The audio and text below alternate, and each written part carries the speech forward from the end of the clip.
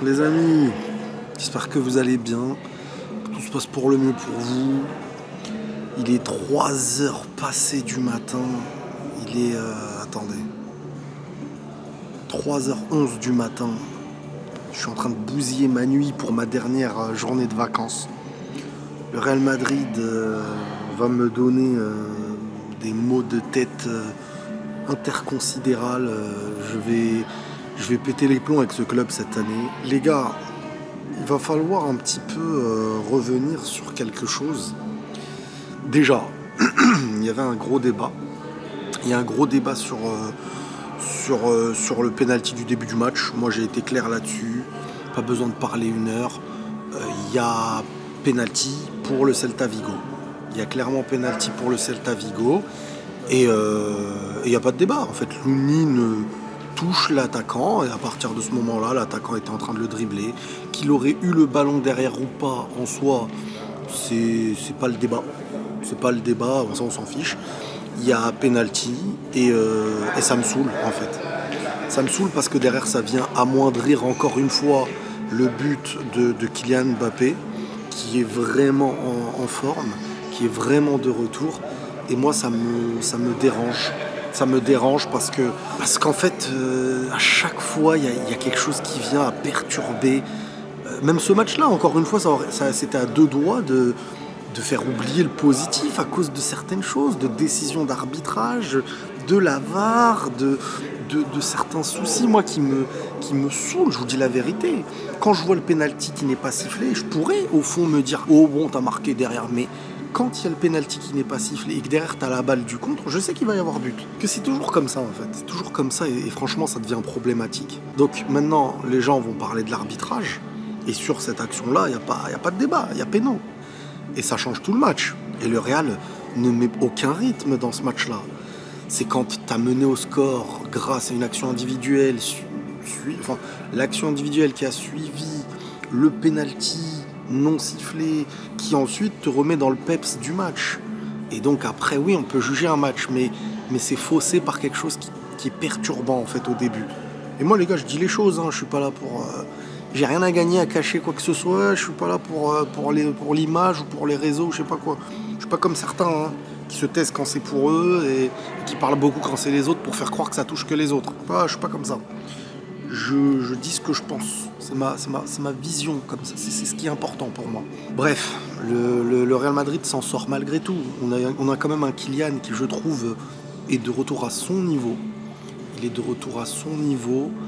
Et ça par contre, c'est hyper rassurant. C'est hyper rassurant parce que on a eu des gros doutes sur la première partie de saison. Mais là, individuellement, dans sa capacité d'élimination, dans sa capacité d'être juste, il perd plus beaucoup de ballons.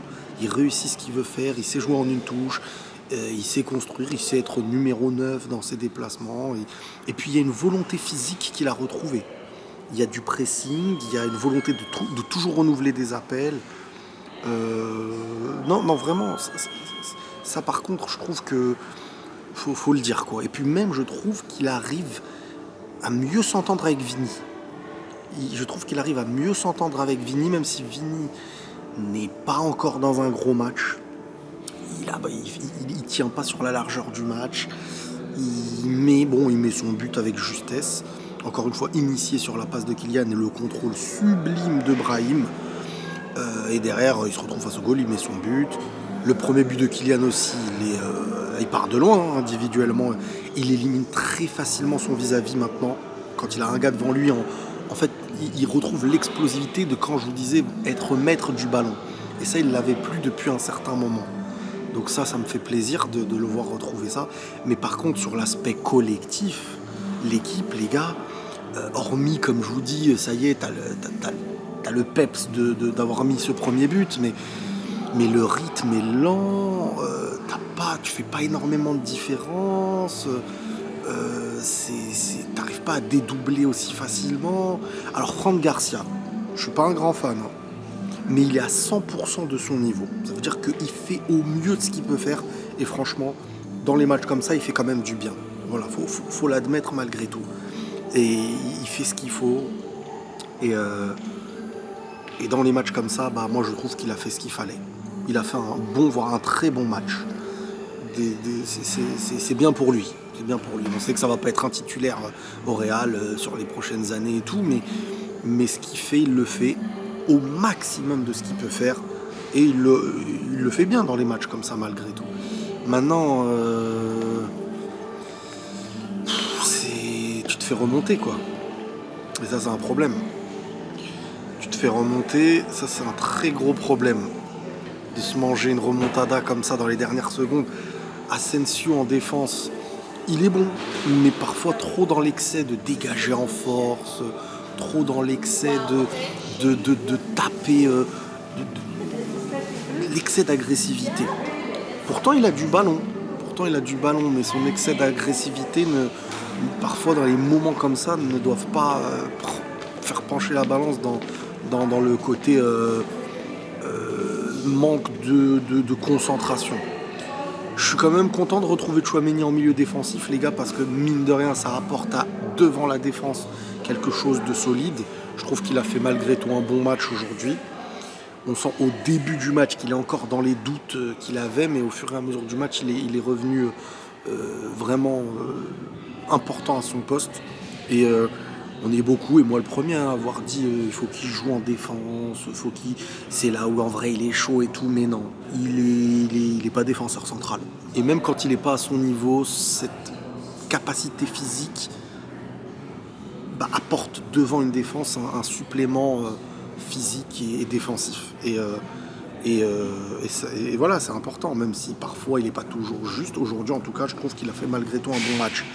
Mais Ancelotti, là, il jouait sa place. Hein. Là, le Real pouvait être éliminé. Hein. Vraiment, mentalement, ça fait peur. Hein. Ça fait très peur, ce Real Madrid, mentalement, les gars, je vous le dis. Hein. Je suis pas serein. Et j'ai quand même un sentiment que ça va être dur de gagner une compétition comme la Ligue des Champions ou la Copa. C'est-à-dire les compétitions de mental. Franchement, s'ils sortent de cette saison au moins avec le championnat, mais c'est tellement inattendu, c'est pas rassurant. Au milieu, t'as plein de joueurs qui sont moyens, qui sont très moyens. Même Camavinga, j'attends mieux quand même. Je trouve que c'est trop hasardeux. C'est lui un peu qui relance le match aussi. Hein. C'est lui qui relance un peu le match. Non, c'est vraiment... Bon, on va revenir maintenant sur le Hendrick, le positif du match aussi. Mbappé et Hendrick. Même si je trouve qu'avant ses buts, il y avait énormément de gâchis à chaque touche de balle où il veut se projeter trop vite vers l'avant alors qu'il est loin des cages. Donc lui, il faut vraiment qu'il soit dans la zone parce que loin des cages, ses prises de balles, c'est trop facilement une perte de balle parce qu'il prend un trop gros risque, même loin des cages. Ces risques-là, il faut qu'il les prenne haut. Mais quoi qu'il arrive, on sent quand même que faut lui donner un peu de régularité dans du temps de jeu. Peut-être pas titulaire, bien sûr, mais du temps de jeu. Parce que il a ce truc d'attaquant, ce contrôle vif qui mène à une frappe sèche, le positionnement pour son deuxième but, un doublé quand même. Hein. Il te lâche un doublé en prolongation. Hein. Alors oui, l'équipe d'en face commence à être cuite, oui, tu mets un score qui ne reflète pas le match, même si tu aurais pu tuer le match plus tôt, même si tu aurais pu laisser un penalty pour les adversaires aussi. Franchement, c'est une réalité. Et ça vient à entacher certaines choses du match. Moi, je suis Celta Vigo, je suis énervé. Hein. On va pas se mentir. Hein. Maintenant, voilà, l'entrée des joueurs, elle a mis du temps à se mettre en place. Parce qu'au début, Hendrick, quand il y a eu la remontada du Celta, Hendrick, Arda, Camavinga et tout, c'était la kermesse. Hein. Ils n'ont pas pris l'entrée au sérieux. Hein.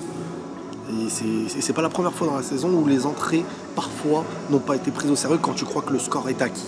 Et ça, il faut faire très très très attention aussi, je vous le dis. Maintenant, moi les gars, je suis quand même très inquiet. Je suis très inquiet avec ce Real Madrid qui ne rassure pas en deuxième partie de saison, là, qui n'a pas à part l'Atalanta peut-être, de gros matchs références très rassurants. Le fait qu'il soit en vie encore dans toutes les compètes, on n'est pas loin du miracle. On n'est pas loin du miracle. Et si tu t'en sors avec un championnat ou une Ligue des Champions par miracle, c'est vraiment la saison du hold-up. Hein. Vraiment. Bref. Voilà hein, globalement ce que je retiens de ce match, les mecs. Je vais pas vous mentir, je suis pas très rassuré pour l'instant de ce que j'ai vu. Qui n'a pas pensé à l'élimination? En fait, qui n'a pas pensé à l'élimination sur ce match? Je veux dire, tu voles un péno pour l'adversaire et tu te fais manger une remontada tu te fais égaliser à la 90e. Tu as perdu Mbappé parce qu'il a été remplacé. Et Vini était complètement fatigué. Et ça devenait très inquiétant parce que tu commençais à être dans le doute. Heureusement que... Voilà, après tu as Valverde aussi qui met sa frappe de loin. Et sa frappe de loin, bon, bah... Valverde que des top buts. Vraiment, un joueur comme ça, c'est une valeur sûre. T'as l'entrée de Bellingham aussi. Mais bref, j'ai comme l'impression que... Il y a un manque de peps, il y a un manque de quelque chose, quoi. C'est pas tout le monde ensemble. C'est pas tout le monde ensemble. Peut-être qu'il va falloir maintenant les gros matchs de Ligue des Champions pour les remettre dans cette volonté. Mais au présent, j'estime que ce n'est pas le cas. Et je suis pas très confiant pour la suite, encore une fois. Hein. Franchement, je suis pas très confiant. Mais ils sont en train de jouer tout, encore une fois. Ils sont pas morts en Ligue des Champions, ils sont pas morts en Coupe. Et ils sont pas morts en championnat. Et tant qu'ils sont pas morts, on dira qu'il y a possibilité. Mais d'où ils partent, c'est fou. C'est fou. Bref, on reviendra sur tout ça à travers vos questions. Mais c'est vrai que ce match fait tâche avec la manière, on va dire. Tout simplement. Voilà, les amis, prenez tous soin de vous et la paix sur vous.